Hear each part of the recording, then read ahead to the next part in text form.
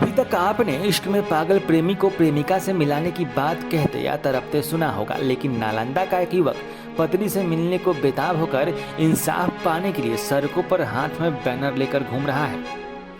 वह अपनी किडनी बेचना चाहता है ताकि अपने ससुराल वालों को खुश कर सके और अपनी पत्नी को उनके चुंगल से छुड़ा सके। दरअसल यह पूरा मामला नालंदा जिले के हरनौत बाजार निवासी स्वर्गीय राम सुहावन सिंह के 35 वर्षीय पुत्र संजीव कुमार का है। उनका कहना है कि 18 अप्रैल 2016 को उसकी शादी पटना जिला के मैनपुरा निवासी प्रमोद सिंह की पुत्री प्रियंका पटेल से हुई थी, लेकिन 2 साल से न तो वह ससुराल जा रही है, न ही ससुराल वाले पत्नी से पति को मिलने दे रहे हैं। इसको लेकर दोनों पक्षों में कई बार मान मनोवल भी चला, लेकिन मामला उसी की तरह परा का परा है।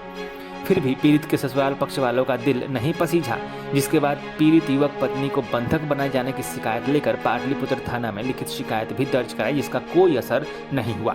शिकायत किए जाने के बाद दोनों पक्षों को बुलाकर समझौता किया गया, जहां सास और ससुर ने पत्नी को भेजने के बदले में 10 लाख रुपए की मांग कर दी है।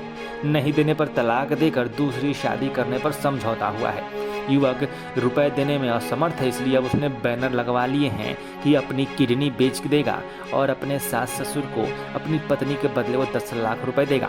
इसके बाद भी वह इंसाफ की गुहार के लिए कई बार थाने का चक्कर लगाया, मगर उसे इंसाफ नहीं मिला। इंसाफ नहीं मिलता देख उसने तीज पर्व के मौके पर ही एक बैनर बनवा लिया और सास ससुर पत्नी और साला की तस्वीर पर ससुराली परिवार से पीड़ित होने के कारण किडनी बेचना चाहता हूँ लिखवा कर हाथों में लेकर सड़कों पर घूम रहा है और कई दिनों से वह इंसाफ मांग रहा है। इसी बीच कैमरे में वो कैद हो गया। देखिए, सुनिए और समझिए क्या है पूरा मामला इस ससुराल पीड़ित दामाद की। 10 लाख रुपया मांग रहा है और फिर वो तलाक का दबाव डाल रहा है। क्यों? वो अपनी लड़की की शादी कहीं और करवाना चाहता है। 5 साल से मेरी बीवी को बंधक बना के रख रखा है। मेरे से न मिलने देता है, न बात करने देता है और मुझसे 10 लाख रुपए की डिमांड करता है और ज़बरदस्ती तलाक मांग रहा है मुझे। मैं तलाक नहीं देना चाहता हूँ। इसे कहीं कंप्लेन किए हैं आप? कंप्लेन कहीं होता नहीं है। मैं पटना थाना में कर चुका हूँ, कई बार होता नहीं है। तो ये लेकर के कहाँ से आप चले आ रहे हैं? मैं आ रहा हूँ भराव को, वो क्या बोलते हैं, बाईपास से। अच्छा। मैं पूरा बिहार में विजिट करूँगा। पटना में मैं 10 दिन विजिट कर चुका हूँ। आज बिहार से आपका विजिट है? उसके बाद मैं यहाँ से दिल्ली जाऊँगा। अच्छा, दिल्ली प्रधानमंत्री के यहाँ? हाँ। क्या नाम हुआ आपका? मेरा नाम संजीव कुमार है। कहाँ घर हुआ? हरनौत। क्या मेरे पास अब यही का ऑप्शन है कि मैं किडनी बेच के 10 लाख रुपए उसके दे दूं और अगले दिन मैं उसके घर के आगे जाके मैं आत्महत्या कर लूँगा। जब मेरे लिए कोई कानून ही नहीं है, मैं धरती पे नहीं रहना चाहता हूँ। जिसके लिए कानून है उसके लिए मैं अपनी किडनी बेच के 10 लाख रुपए उसके दे दूंगा और अगले दिन मैं सुसाइड कर लूँगा। उम्मीद प्रशासन से खत्म हो गया है? प्रशासन से उम्मीद कहाँ। मैं पटना पाटलिपुत्र थाना में 6 बार गया हूँ। मैं खुद गया हूँ, अपने मम्मी पापा को ले गया हूँ। एक बार भी FIR दर्ज नहीं हुआ। मेरे पिताजी बुजुर्ग थे, वो जाते जाते थके, उनकी वो एक्सपायर करें।